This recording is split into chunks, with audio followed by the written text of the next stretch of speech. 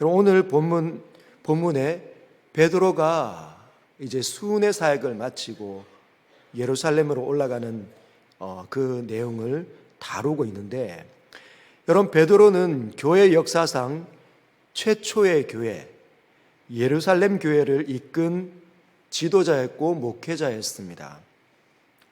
2000년 전, 지금으로부터 2000년 전, 그때는 교회가 막 세워지던 시기였습니다.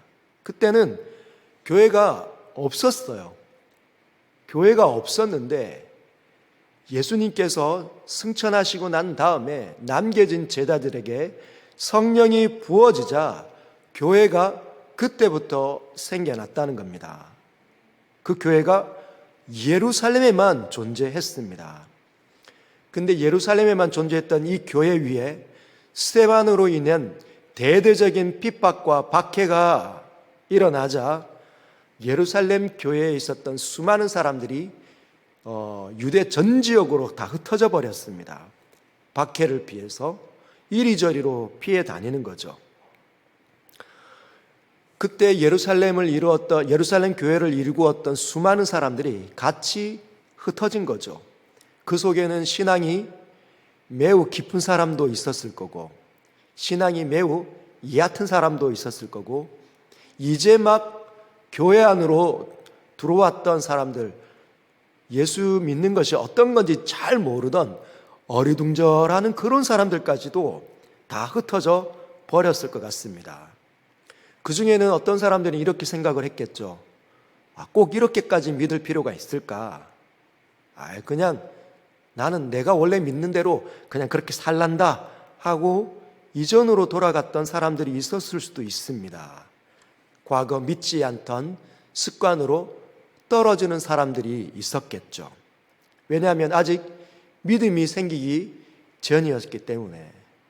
그러나 여러분, 그 예루살렘 교회를 일구었던 대다수의 사람들은 거의 다 어쩌면은 신실한 사람들이었을 수도 있습니다. 왜냐하면 사도행전의 기록들이 그것을 보여주고 있기 때문입니다. 사도행전 2장 42절. 그들이 사도의 가르침을 받아 서로 교제하고 떡을 떼며 오로지 기도하기를 힘쓰니라. 사도행전 2장, 아주 초기 아닙니까?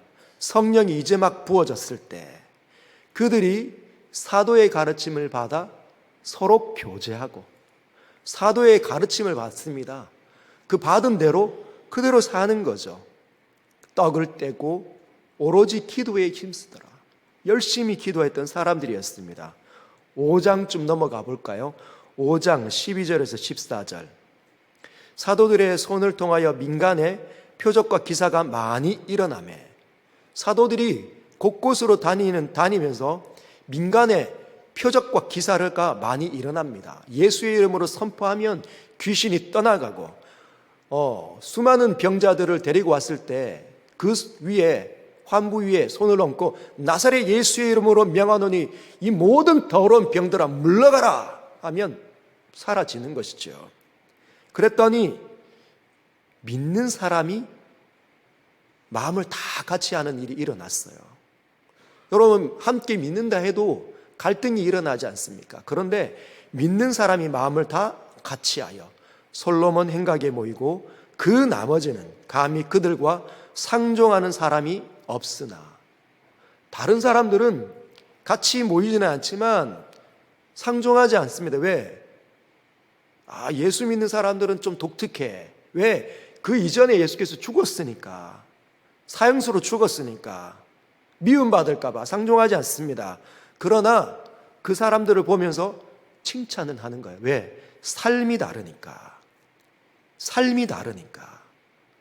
예수 믿는 사람들의 삶이 다릅니다. 눈빛이 다르고 행동이 다르고. 어떻게 달랐을까요? 따뜻한 거죠. 따뜻한 겁니다. 사랑스럽고 아름답고 지혜롭고 친절하고 배려가 깊은 것이죠. 믿고 주께로 나오는 자가 더 많으니 남녀의 큰 무리더라. 사람들의 어떤 그 예수 믿는 사람들의 성품과 행동을 통해서 많은 사람들이 귀감이 됐으니까 감동을 받고 나도 저렇게 살고 싶다. 여러분, 예수 믿는 사람들의 삶의 태도가 복음을 증거하는 하나의 큰 도구가 될 수 있습니다. 또 넘어가 볼까요? 사도행전 6장 7절. 하나님의 말씀이 점점 왕성하여, 말씀이 점점 커지고 있습니다. 점점 힘을 얻고 있습니다. 세상에 있는 수많은 것들을 굴복시키고 정복해 나가고 있다는 거죠. 그랬더니 예루살렘에 있던 제자의 수가 더 심히 많아집니다. 예루살렘에만 교회가 있었던 시절 아닙니까? 그때 수많은 사람들이 더 많이 몰려왔습니다. 제자의 수가 더 많아졌다. 스승인 예수님처럼 생각하고 예수님처럼 말하고 예수님처럼 행동하겠다고 생각했던 그 결심하는 사람이 얼마나 많았는지 모릅니다.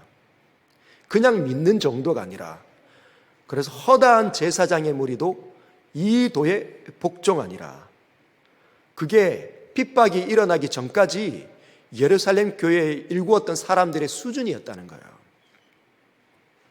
얼마나 제대로 믿었던 사람들이었을까요? 하나님을 진짜 느끼는 거죠. 하나님을 진짜 느끼고 자각하지 못하면 이런 삶을 살아갈 수 있겠습니까? 예수님은 이미 그들을 곁에 안 계신데 누구만 있습니까? 예수님께서 남겨놓은 제자들밖에 없잖아요.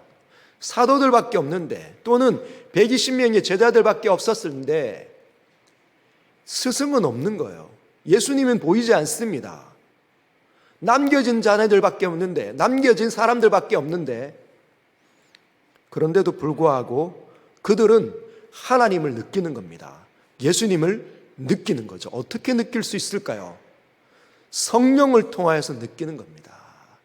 성령이 예수 믿는 사람 안에 들어와서 설교되어지는 또는 가르쳐지는 하나님의 말씀이 예수님의 말씀으로, 하나님의 말씀으로 들리도록 역사하시기 때문에, 마치 보이지 않지만 지금 나의 옆에 계신 것처럼 느껴지게 성령이 역사하신다는 겁니다.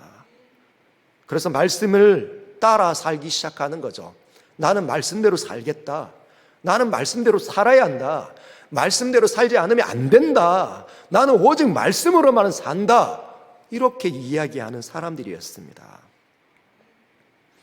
여러분, 이들은 처음에는 교회가 예루살렘에만 있어야 된다고 생각했던 사람들입니다. 그래서 다른 지역에 복음을 전할 생각을 하지 못했어요. 시간이 막 흐르고 있는데도 불구하고 예수님의 사명은 벌써 잊고 있습니다. 왜? 지금 예루살렘에 복음을 전하고 가르치니까 사람들이 막 변화되고 막 몰려들고 물질을 내어놓고 사람들을, 약한 사람들을 돕고 하나님을 찬양하고 같이 예배드리니까 너무너무 재밌는 거예요. 너무너무 행복한 겁니다. 거기에만 집중한 거죠. 다른 지역의 교회를 세워야겠다는 생각조차 하지 못했던 것입니다.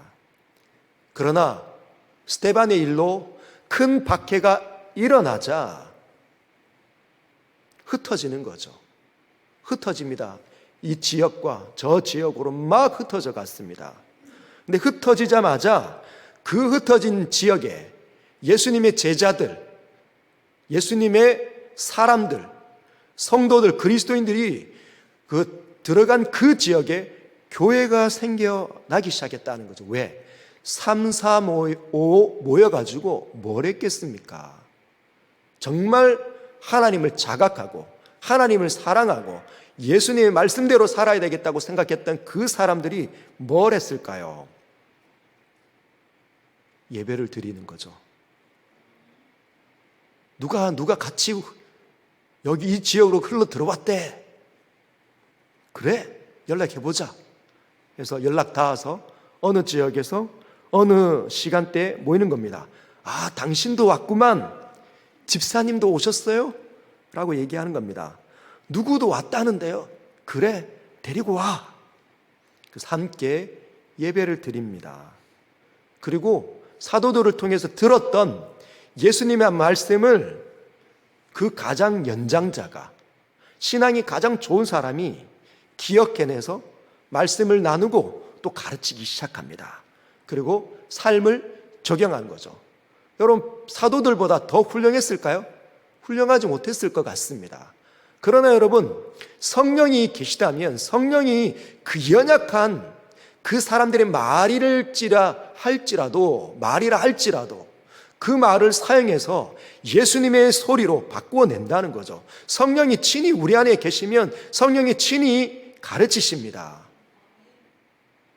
뛰어난 하나님의 소리로 듣고, 아, 그렇구나, 나도 그렇게 살아야지, 막 적용하는 거죠. 그 지역에서 335 모여가지고 교회를 일구기 시작합니다. 물질을 내고 헌금을 하고 가난한 사람들을 돕고 복음을 가지고 이리저리로 사람들에게 전도한다는 거죠. 그래서 교회가 세워지게 되었습니다. 이 이야기들이 이제 예루살렘 교회의 사람들에게 이어서 들리는 겁니다. 어느 지역에 흩어진 사람들이 모여서 예배를 드리고 있다. 그곳에서 복음을 전하고 있다. 교회가 하나둘씩 생겨나고 있다. 모임이 생겨나고 있다. 그때는 교회라고 이야기하지 않았을 수도 있습니다. 모임을 하고 있다 생각할 수도 있죠. 베드로가 무슨 생각이 들었을까요? 흩어진 사람들, 아, 내가 가서 돌봐야 되겠다. 나의 형제들이 어떻게 지내고 있는지 내가 가서 봐야 되겠다. 그래서 보따리를 싸서 순회 사역을 다니는 겁니다. 흩어진 사람들을 신방하는 거죠. 격려하는 겁니다. 룻다로 갔습니다. 룻다로 갔을 때 중풍병에 걸렸던 애니아를 고칩니다.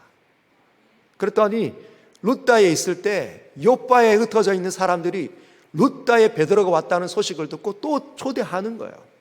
사람들을 또 보내서 초대합니다. 근데 초대하는 이유가 그냥 우리도 모여 있으니까 오세요가 아니었습니다. 왜 보냈습니까? 그 요바에 다비다라고 하는, 도르가라고 하지만 다비다였던 그 여제자가 병에 걸려 죽었기 때문에, 그래서 급히 룻다에 있는 그 베드로를 불러가지고, 지금 다비다, 이 언니 이대로 보낼 수 없어요. 이 언니가 우리를 어떻게 섬겼는지 한번 보세요 하고, 그 다비다가 지었던 그 가난한 여인들을 위해, 과부를 위해서 지었던 속옷과 겉옷 이렇게 막 흔들면서 이거 좀 보라고. 그때 요바에서 베드로가 뭘 합니까? 다비다를 살려냅니다. 그리고 난 다음에 요바의 형제들과 함께 교제 나누려고 며칠 더 묵고 있는데 하나님께서 가이사랴로 또 데려가 버리신 거예요. 가이사랴에서 고넬료를 만납니다. 고넬료에게 복음을 전했더니 성령이 부어졌어요. 성령이 부어졌습니다. 그리고 여러 날 더 머물라고, 더 듣고 싶다. 당신에게 명한 그 모든 것 가르쳐 줘라. 우리가 하나님에 대해서 온전히 알고 싶다. 예수님에 대해서 더 온전히 알고 싶다. 그렇게 이야기한 거죠. 그래서 며칠 더 묵다가 이제 순회 사역을 마치고 보고하러 예루살렘으로 올라가는 겁니다. 그 첫 교회에, 그 본부에 보고하러 올라가는 거죠. 여러분, 이때 예루살렘 교회에서 베드로를 기다리고 있었던 사람들이 있었습니다. 우리 1절을 같이 한번 읽어보겠습니다. 시작.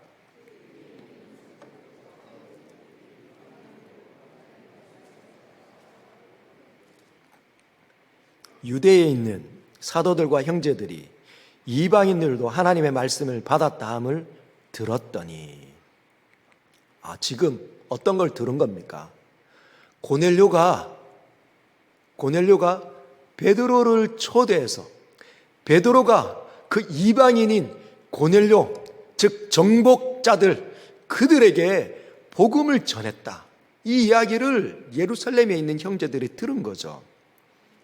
그래서 2절에 보면 베드로가 예루살렘에 올라갔을 때에 할례자들이 비난하여 라고 얘기합니다. 베드로가 예루살렘에 올라갔을 때 할례자들이 비난을 합니다. 어떻게 비난합니까? 3절 이르되 네가 무할례자의 집에 들어가 함께 먹었다 이렇게 얘기를 하는 거예요. 지금 교회에 올라가서 보고를 하려고 하는데 할례자들이 불러가지고 네가 무할례자들의 집에 들어가 함께 먹었구나 라고 야단을 치는 겁니다. 여러분, 베드로가 얼마나 섭섭할까요? 내가 지금, 여러분 지금 여기에 할례자들이라고 이렇게 표현되어져 있지만 지금 예수 믿는 사람들입니다. 예수 믿는 사람들. 교회에 지금 보고하러 올라갔는데 그 이야기들이 그들에게 굉장히 낯설게 여겨졌다는 거예요. 사실은 베드로도 낯선 거 아니었습니까? 베드로도 하나님께서 3번 환상을 보여주실 때도 나는 안 됩니다. 저는 못합니다. 그렇게 얘기했던 사람 아닙니까? 그리고 고넬료 집에 도착했을 때도 내가 여기 오는 것 불법인 줄 너희들도 알거니와 이렇게 얘기하지 않습니까? 그 베드로도 잘 쉽게 변하지 않았으니 예루살렘 본토에 있었던 그 본 지역의 첫 번째 교회를 일궜던 그 사람들도 여전히 그럴 수 있다는 거죠. 그래서 베드로가 오기만을 기다렸던 것 같습니다. 오기만 해라. 팔을 걷어붙이고 뭘 한 겁니까? 따지려고 들었다는 거예요. 따지려고. 근데 여러분, 오늘 성경은 그들을 가리켜 그리스도인이라고 얘기를 하기를 거부합니다. 성도라고 이야기하기를 거부하고 있어요. 표현하지 않습니다. 어떻게 표현하고 있습니까? 할례자들이라고 표현하고 있습니다. 할례자들이라고. 할례자들이 따졌다는 거죠. 네가 무할례자의 집에 들어가 먹고 마셨다. 여러분, 할례에 대해서 한번 잠깐 살펴보려고 합니다. 할례가 뭔지 아십니까? 여러분, 할례는 이스라엘 백성과 이방인을 구분하는 표시입니다. 표시. 할례를 받으면 이스라엘 백성이라는 뜻이고 할례를 안 받으면 이방인이라는 뜻입니다. 몸에 흔적을 남기는 거죠. 몸에 표시를 냅니다. 어떤 표시냐? 남자 생식기 끝을 잘라내는 거예요. 여러분, 남자 생식기의 끝을 잘라내면 얼마나 아픕니까? 민감한 그 부분의 앞에를 잘라내버리는 거예요. 이스라엘 백성들은 태어난 지 8일 안에 할례를 받아야 했습니다. 왜냐하면 그 표시를 남기면서 그 굉장히 어렵고 힘든 거니까 그 표시를 남김을 통해서 너희는 하나님으로 인해서 이 세상에 번식하는 민족이다. 너네들 뜻대로 이 땅에 존재하고 번성한 것이 아니다. 하나님의 뜻 가운데에서 이 땅에서 심겨지고 번성한 것이다. 그래서 생식기 끝을 잘라내게 한 겁니다. 구약시대에 하나님께서 명령한 거죠. 하나님의 백성이라는 표시를 낸 겁니다. 하나님께서 명령하신 것이기 때문에 좋은 겁니까? 나쁜 겁니까? 좋은 거죠. 좋은 겁니다. 그래서 누군가가 이스라엘 백성들에게, 유대 민족에게 와서 이렇게 묻습니다. 넌 누구냐? 너의 정체성을 이야기해봐 라고 얘기하면 난 하나님의 백성입니다. 증거가 뭐냐? 할례를 받았기 때문입니다. 제 몸에 할례를 받았기 때문입니다. 하나님의 백성이라는 표시가 있습니다. 그거라는 거죠. 그래서 하나님의 백성은, 할례를 받은 하나님의 백성은 하나님의 백성답게 살아야 했습니다. 몸에 표시가 있기 때문에. 그래서 자녀들한테 이렇게 묻는 거죠. 너네들 아빠 앞에 와봐. 절기가 되거나 안식일이 되면 부모님이 자녀들을 다 이렇게 모읍니다. 마치 닭이, 어미 닭이 이 병아리를 모으는 것처럼 다 옹기종기 모여 있으면 가르치는 거죠. 너희들은 누구냐? 저희는 하나님의 백성이에요. 왜 그렇게 생각하느냐? 몸에 표시가 있기 때문입니다. 저희는 할례를 받았기 때문입니다. 그러면 어떻게 살아야 되느냐? 그럼 대답을 하는 거죠. 몸을 더럽히지 않고, 생각을 더럽히지 않고, 그러면 어떻게? 오직 하나님의 말씀을 따라 살아야 합니다. 하나님의 백성답게 살아야 합니다. 하나님께서 인자하심이 영원하신 것처럼, 무한하신 것처럼 너희들도 사람을 대할 때 인자하게, 선하게 살아야 한다. 따뜻하고 배려 있게 살아야 된다. 왜? 우리 모두는 하나님의 백성인 표시가 몸에 새겨져 있기 때문이란다. 알겠느냐 하면 네 아버지 이렇게 했다는 거죠. 그래서 여러분, 할례는 그 주어진 목적이 너무너무 선한 겁니다. 그런데 문제가 생겨난 거죠. 시간이 흐르면서 변질된 겁니다. 변질. 내용은 쏙 빠진 겁니다. 알맹이 내용은 쏙 빠지고 껍데기만 남은 거예요. 껍데기만. 할례가 주어진 목적은 상실된 거죠. 할례가 주어진 목적은 내 정체성은 하나님의 백성이다. 왜? 그래, 왜 어떻게 살아야 되는데? 하나님의 백성은 하나님을 인식하고 하나님의 말씀을 따라 살아야 되고, 그래서 생각을 더럽히면 안 되고, 몸도 더럽히면 안 되고, 말씀을 따라 오로지 하나님을 닮아가면서 살아야 된다. 이게 본질 아닙니까? 몸에 그 표시를 볼 때마다 나는 그렇게 살아야 돼. 나는 그렇게 살아야 돼. 그건데, 그래서 몸에 표시를 준 건데, 이 내용은 쏙 빠지고 껍데기만 남았다는 거예요. 그래서 할례주의자들이 생긴 겁니다. 하나님의 말씀에 대해서는 관심이 없고, 본인 자신이 하나님의 말 따라야 된다는 것은 관심이 없는 거예요. 하나님을 생각하는 건 관심이 없어. 그럼 뭐만 남았습니까? 나는 할례 받았다. 할례를 받으면 반드시 하나님의 백성이 되고 하나님의 인도함을 받는다. 이것만 남았어요. 하나님 말씀을 따라 살고 하나님을 존중하고 그리고 선하게 살아야 되는데, 그래야 하나님의 돌보심이 있는 거 아닙니까? 하나님과 함께 사는 민족 아닙니까? 그런데 하나님에 대해서는 관심이 없네. 나는 할례를 받았으니까 나는 무조건 하나님의 백성이야. 삶은 아무것도 없는 거예요. 표시 하나로 그냥 모든 것들을 다 커버하려고 드는 거죠. 할례주의자들이 생겨난 겁니다. 하나님에 대해서 관심이 없는 사람들이 할례를 안 받으면 내쫓아 이렇게 이야기하는데, 사람들은 따뜻하거나 사랑스럽지도 않으면서 무자비하고 거칠면서도 그냥 무조건 하나님의 백성이라고 생각합니다. 할례 하면서 다니는 거죠. 여러분, 우리도 그럴 수 있습니다. 저와 여러분들도 그렇게 변질될 수 있다는 거죠.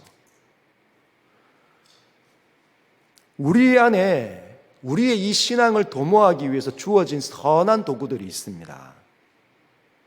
그런데 그 도구들이 주어진 목적은 다 상실되고 그것만 남아있으면 우리는 똑같이 할례주의자들이 될 수도 있어요. 여러분, 복음 말고도 할례가 필요하다. 이들이 그걸 생각한 거 아닙니까? 복음 필요하다. 예수 믿는 거 필요하다. 그러나 할례 안 받으면 안 돼. 라고 얘기하는 것처럼. 여러분, 우리가 그렇게 할례 그것 때문에 이 사람들은 베드로 오기만 해봐라. 따진다. 여러분, 따지려고 들 때 그들 안에 있었던 그 마음은 어땠을까요? 사랑스러웁니까? 아, 베드로, 내가 한번 팔 걷고 팔을 주물러 줘야지. 그런 겁니까? 아니잖아요. 막 따지는 겁니다. 신랄하게 비난하는 거죠. 그 말을 들은 사람들은 얼마나 섭섭할까요? 베드로는 내가 원해서 그 집에 간 거 아닌데, 하나님께서 이끌어 가신 건데, 하나님께서 원하시는 건데. 여러분, 새벽기도 마찬가지입니다. 우리가 어떤 분들은 새벽기도에서 은혜를 엄청 많이 받으시는 분들이 계세요. 그래, 내가 새벽에 와서 새벽을 깨었으니까 정말 하나님께서 이 귀한 것들을 줬어. 그러나 여러분, 늘 새벽에 은혜를 받고 있는 건 아닐 수도 있습니다. 새벽을 깨워서 어느 날 그것이 자신에게 거룩한 습관이 된 사람들은 얼마나 선하고 좋은지 몰라요. 여러분, 새벽 기도가 나쁜 겁니까? 좋은 겁니까? 좋은 거죠. 새벽을 첫 시간을 하나님께 드리는 건 너무너무 좋은 겁니다. 근데 새벽을 깨웠기 때문에 새벽을 깨우지 못한 사람들을 비난하면 됩니까? 안 됩니까? 새벽을 깨우지 못한 사람 비난하면 됩니까? 안 됩니까? 여러분, 새벽을 깨우는 일이 너무 선하고 좋은 거지만 새벽 기도 이퀄 신앙 좋음이라는 도식은 일어날 수 없어요. 새벽 기도 안 가면 신앙이 나쁜, 이것도 이루어질 수 없습니다. 신앙이 좋은 건 그 사람이 있는 그 자리에서 하나님을 인식하고 예배하고 말씀을 따라 살면 그 사람은 하나님의 거룩한 은혜를 경험하게 됩니다. 새벽을 아무리 깨워도 하나님에 대해서 관심이 없어져 버리면, 마음이 어두워져서 관심이 없어져 버리면 새벽을 깨웠지만 아무 일도 아닌 것으로 분이 일어나고 미움이 사로잡히면 그건 할례주의자들이 돼버리는 거하고 똑같은 거예요. 그렇다고 해서 제가 새벽을 안 깨우는 사람들이 더 위대하다고 말하는 게 아닙니다. 어떤 자리에 있더라도 새벽을 막 안 깨우면서 그래, 그렇지, 그래, 안 깨워도 된다잖아, 그걸 지금 이야기하는 게 아니라는 거예요. 그럼 또 다른 할례주의자들이 되는 거죠. 사랑하는 성도 여러분, 우리에게 신앙적으로 신앙의 유익을 도모하는 데 필요한 모든 선한 것들이 있는데, 여러분, 굉장히 본질적인 것은 예수 그리스도, 그분의 십자가와 부활, 그것으로 말미암아 우리가 하나님 나라에 들어가고 하나님의 백성이 되는 이 거룩한 이 주제에 대해서 혹시나 누군가가 훼손을 하면 그때는 목숨을 걸고 싸워야 합니다. 그러나 그것이 아닌 다른 것들은 그럴 필요가 없어요. 왜? 할례가 주어진 목적은 뭡니까? 하나님의 백성이니까 정체성을 기억하라는 거죠. 그 기억을 통해서 나는 몸을 이제부터 더럽히지 않겠다, 생각을 더럽히지 않겠다, 하나님 말씀을 따라 살겠다. 하나님 말씀을 따라 사니까 나는 하나님처럼, 하나님이 선하시기에, 하나님이 원하시는 그 일에 나는 내 시간과 내 물질과 내 모든 인생을 쓰겠다, 이렇게 결심하면서 사는 거죠. 새벽을 깨우는 사람도 나는 하나님 앞에 이 첫 시간을 드렸기 때문에, 그 속에서 주인은 유익을 얻었기 때문에 생각을 더럽히지 않고 몸을 더럽히지 않고 말씀을 따라 하나님을 위하여서 내 모든 첫 시간을 하나님께 드리고, 그리고 사람들을 유익하는 자리에 나는 항상 내 쓰겠다. 그래서 어떤 사람이든지 사랑하고 어떤 사람들이 위로하고 하는 겁니다. 어떤 사람들은 몸의 이 약함 때문에 새벽을 깨우는 이 너무 힘들면 다른 시간들을 구별해서 그 시간 속에서 그리스도로 충만해지는 거죠. 나는 그리스도인이야. 나는 정체성이 분명해.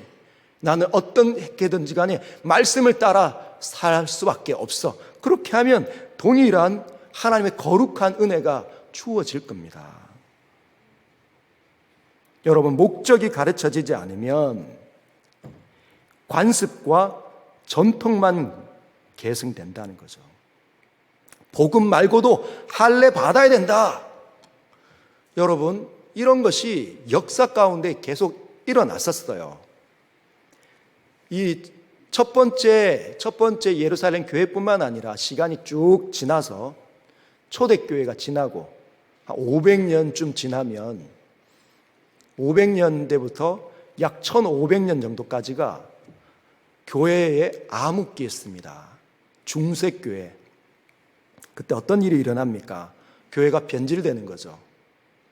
마리아를 숭배합니다. 예수 말고도 마리아가 필요하다. 예수께만 기도하는 게, 하나님께 기도하는 게 아니라 마리아에게도 기도해야 된다. 마리아 말고도 성인들에게도 기도한다. 그런 이상한 것들이 막 생겨나는 거죠.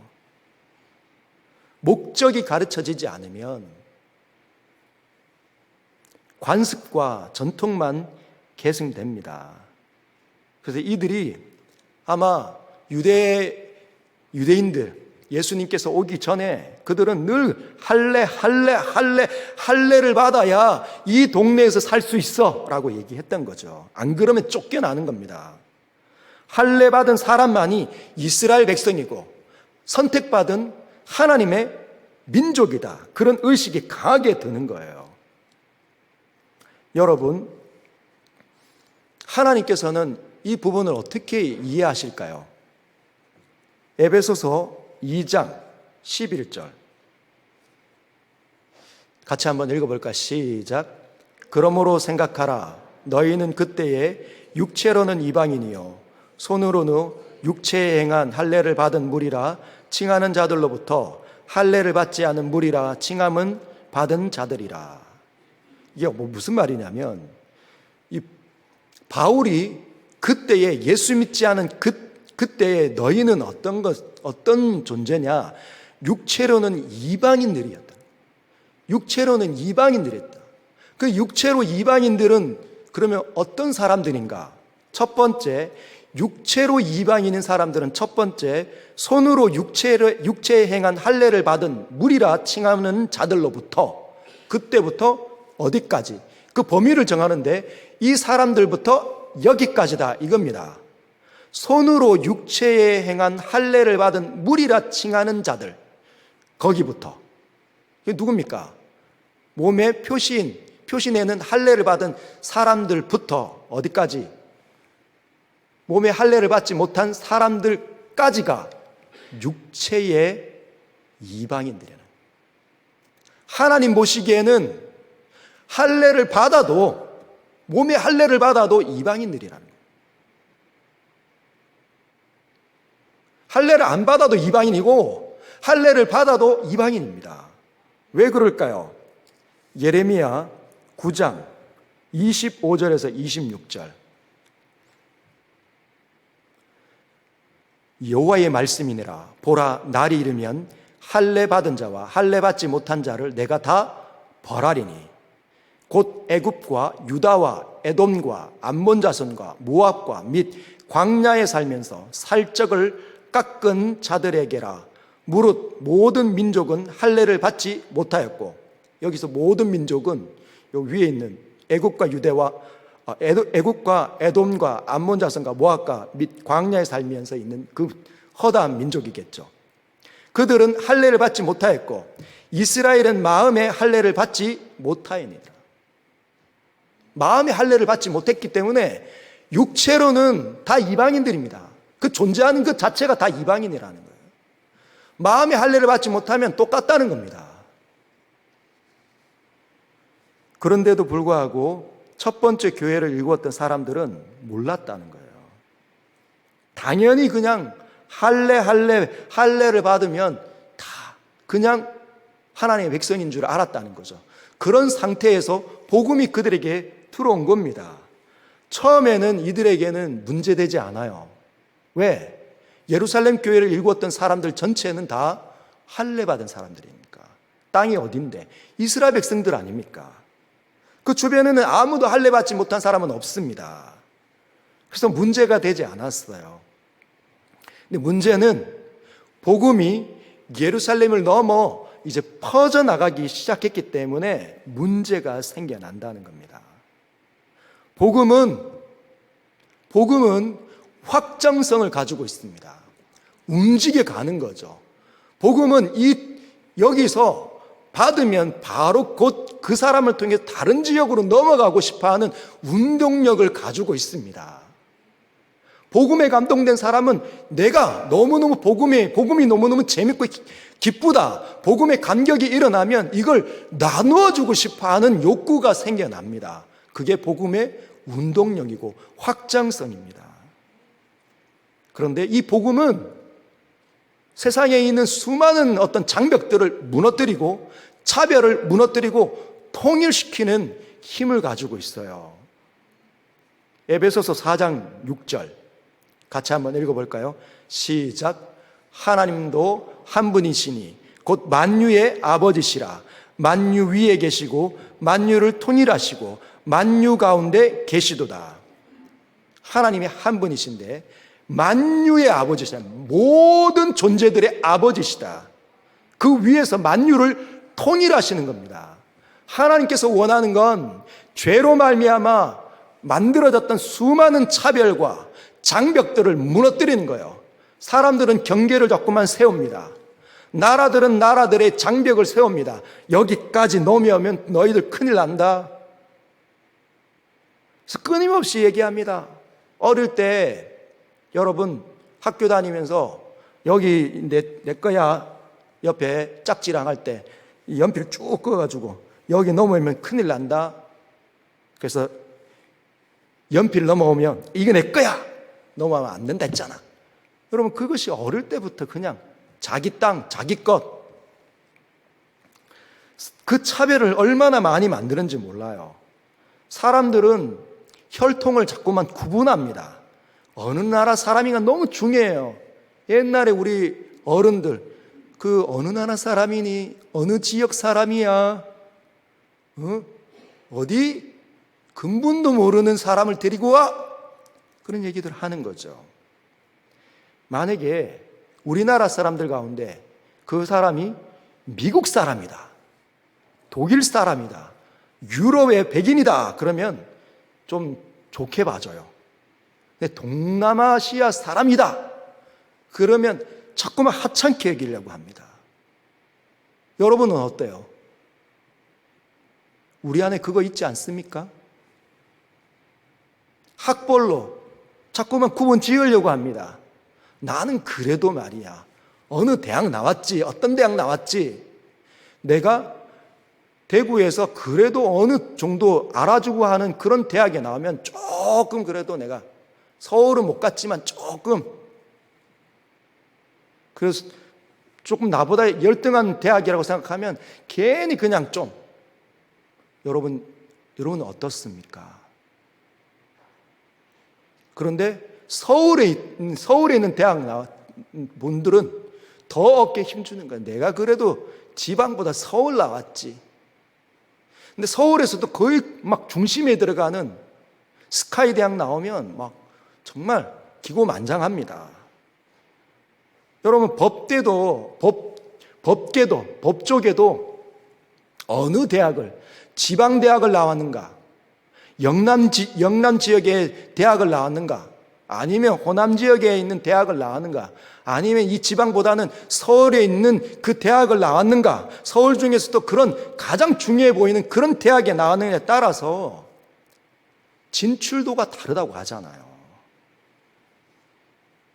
여러분, 그러나 복음은 차별 두지 않습니다. 모든 장벽을 다 무너뜨립니다. 주님은 만유 위에 계시고 만유에 있는 모든 것들의 아버지시kin 모든 것들이 다 소중합니다. 사람들은 서울에 있는 미국에 있는 하나님께서는 그 백인들도 너무 기뻐하고 좋아하고 사랑하시지만 흑인들도 사랑하신다는 거예요. 그런데도 불구하고 미국에 있는 수많은 백인들, 하나님을 사랑한다고 말하는 사람들인데도 불구하고 흑인들에서 얼마나 차별하는지 복음에 대해서 모른다는 거예요. 또 다른 할례주의자들입니다. 피부가 이렇게 있어야 된다. 할례 한 것처럼 피부가 하얘야 된다 하고 있는 거죠. 본인들이 얼마나 거칠고 막 팔을 걷어서 베드로를 향하여서 막 따지려고 들었던 사람들하고 똑같은데도 불구하고 모른다는 거예요. 본인 표정이 나쁘고 거친데도 불구하고 모른다는 거죠. 하나님께서 그걸 기뻐하시겠습니까? 하나님께서 기뻐하지 않습니다. 하나님께서 기뻐하지 않습니다. 하나님께서는 만유의 아버지이십니다. 주 안에서 다 형제고 자매죠. 그런데도 불구하고 이들은, 예루살렘 교회 한 부류들은 힘들어합니다. 할례를 너무 소중하게 생각하니까 다른 사람들과 구분하고 있어. 우리는 다르다. 복음을 받았지만 복음이 만들어내는 그 엄청난 능력이 뭔지를 아직 모르고 있습니다. 사랑하는 성도 여러분, 복음의 영광을 회복하시길 주님의 이름으로 축복합니다. 베드로가 대답을 합니다. 자초지정을 다 설명을 하는 거예요. 자초지정을 4절부터 쭉 설명하면서 15절, 16절까지 쭉 이야기 다 합니다. 그러다가 이제 17절 이렇게 이야기하는 거죠. 우리 같이 한번 읽어보겠습니다. 시작. 그런즉 하나님이 우리가 주 예수 그리스도를 믿을 때에 주신 것과 같은 선물을 그들에게도 주셨으니 내가 누구이기에 하나님을 능히 막겠느냐 하더라. 내가 누구이기에 하나님께서 원하시는 일을 막겠냐? 아무도 하나님이 원하는 일을 막을 수 없다. 하나님께서는 이 복음으로 모든 사람을 차별하지 않는다는 거죠. 정말 구원은 정말 똑똑하고 잘생기고 좋아 보이는 사람, 선하게 살았던 그 사람들만 데리고 간다면 하나님 차별하십니다. 그래, 하나님께서는 은혜의 주인이시기 때문에 삶이 망가져 있고 뭐 하나 제대로 일구지 못한 사람들이라도 그 하나님을 기억해내며 살지 못했다 할지라도 하나님 앞에 나와 무릎을 꿇고 당신은 나의 왕이십니다라고 하면, 그분을 받아들이면 기꺼이 그분의 영광의 나라를 그에게 선물로 주시는 것이죠. 기쁘게 주는 겁니다.